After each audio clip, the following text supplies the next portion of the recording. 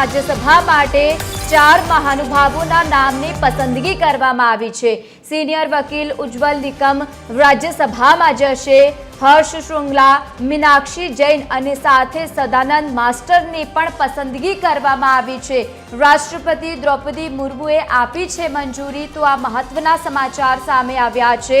રાષ્ટ્રપતિ દ્રૌપદી મુર્મુએ મંજૂરી આપી છે, નામોની પસંદગી કરવામાં આવી છે। રાજ્યસભા માટે 4 મહાનુભાવોના નામની પસંદગીના સમાચાર સામે આવ્યા, જેમાં સિનિયર વકીલ ઉજ્જવલ નિકમ રાજ્યસભામાં જશે, તો બીજી તરફ હર્ષ શ્રુંગલા, મીનાક્ષી જૈન અને સાથે જ વધુ એક નામની રીતે જાહેરાત કરવામાં આવી છે।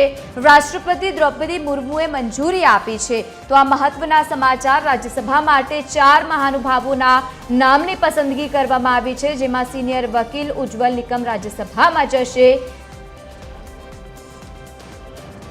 તો આજ મુદ્દે એસોસિએટ એડિટર અરુણ શાહ આપણી સાથે ફોન લાઈન પર જોડાયા છે। અરુણ, આ મહત્વના સમાચાર સામે આવ્યા, રાજ્યસભા માટે 4 મહાનુભાવોના નામની પસંદગી, શું વધુ વિગત?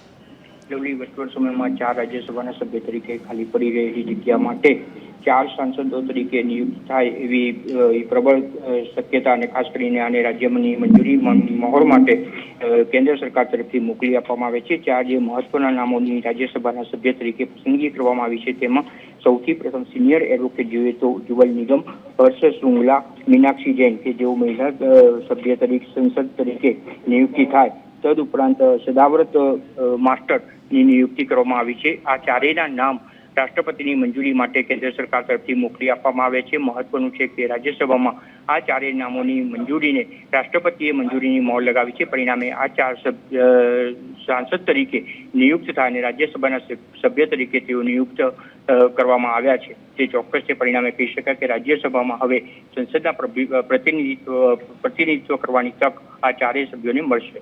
જી બિલકુલ, આભાર સમગ્ર માહિતી સાથે જોડાવા બદલ। તો રાષ્ટ્રપતિ દ્રૌપદી મુર્મુએ મંજૂરી આપી છે, વધુ 4 નામોની પસંદગી કરવામાં આવી છે।